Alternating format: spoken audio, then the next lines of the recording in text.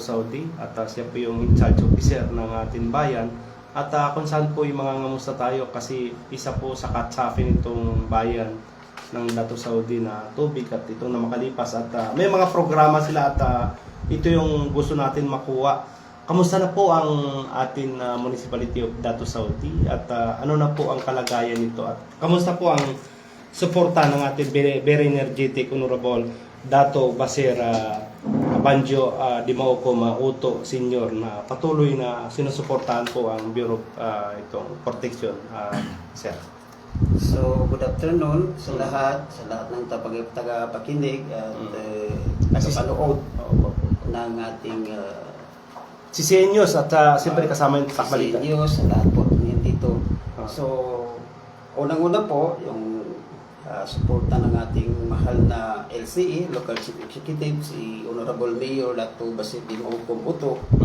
So, alhamdulillah, very supportive naman sa amin. So, lahat naman ng between the BFP and the LGU, ay napapangako naman lahat. So, unang-una, pangalawa, yung mga programs and activities namin ngayong January, first quarter, like itong e-boost, yung electronic business WhatsApp shop, kung saan ang launching namin is ngayong January 19 to January 23, 2026. So, ngayon, meron na tayong tinatawag na hindi kagaya yung dati na ang business one-stop shop natin ay emboss. So ngayon, nagiging e-boss na tayo. Yung electronic na. So ibig sabihin noon is online registration na po tayo. So mas pinadali na po ang ating renewal ng mga ating mga business permit dahil meron na tayong pinipill up na mga parang Google Sheet. So, madali lang kahit nasa bahay lang yung kliyente, kung meron siyang account, pwede na siya kahit doon lang sa bahay pa upo lang sa kanyang establishmento, pwede na siya mag-register.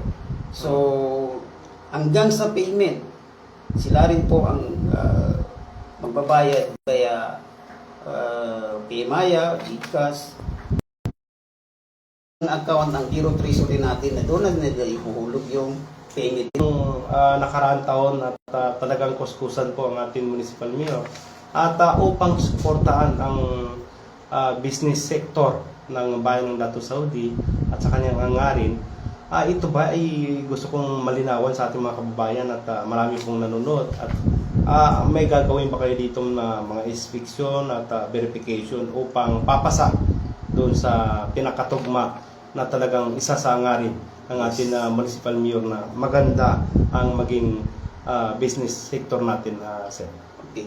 So, ngayon, suspended pa yung ating fire safety inspection sa lahat ng establishment dahil sa binigay na memorandum galing sa ating DILG National. For the meantime, suspension muna ang ating mga inspection sa lahat ng establishment. Nag-aantay pa po kami ng mga follow-up na memo nila galing national dahil yun na nga po. Ibig sabihin may bagong pinapatupad na po yung ating masigasig na PD o Provincial Director ng itong Bureau of Fire Protection si Sir Ali Ampa, no? At talagang congrats at kayo na ang PD ng ating Maguindanao. Ibig sabihin may mga pinapatupad na po ba? Meron po. Sumusunod lang po tayo sa utos ng nakakataas. Dahil yun po ang kanilang binigay sa atin, binaba na memorandum galing national DILG National na suspended muna ang ating inspection sa lahat ng mga establishment. Pero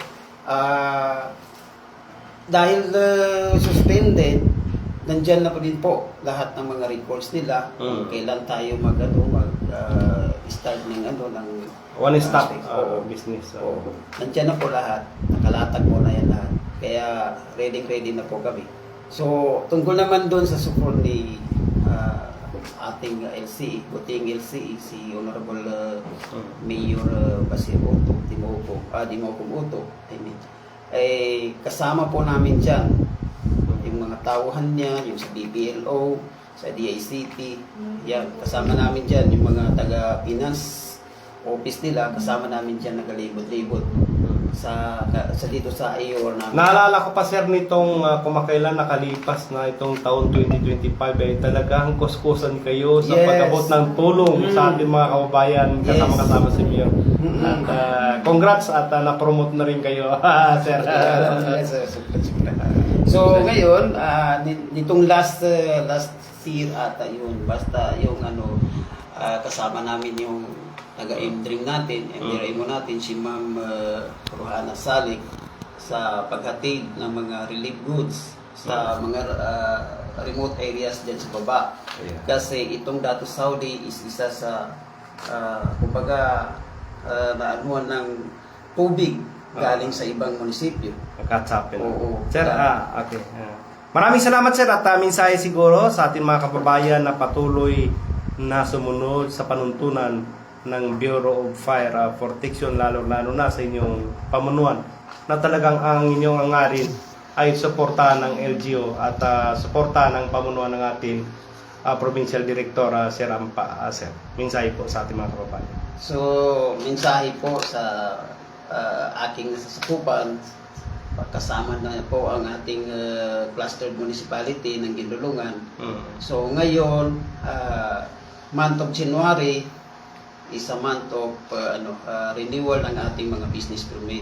So, inaanyahan po namin kayong lahat po ng mga business owner na mag-renew kayo ng ating inyong business permit. Pangalawa, papalapit na rin po ang ating Fire Prevention Month. So, malamang magkakaroon po ng 1 month lecture sa lahat-lahat po, mapa-barangay, mapa-school, mapa-LGU, lahat po na yan, papasukin natin yan at magkakanta po tayo ng mga fire safety lecture. So, inaanyahan po namin kayo na lahat po tayo, aware po tayo sa sunog. Dahil sabi pa nga nila is bida ang may alam. Maraming salamat sa patuloy na nakantaway dito pa rin sa pila ng CCN News, DMS TV, siyempre kasama pa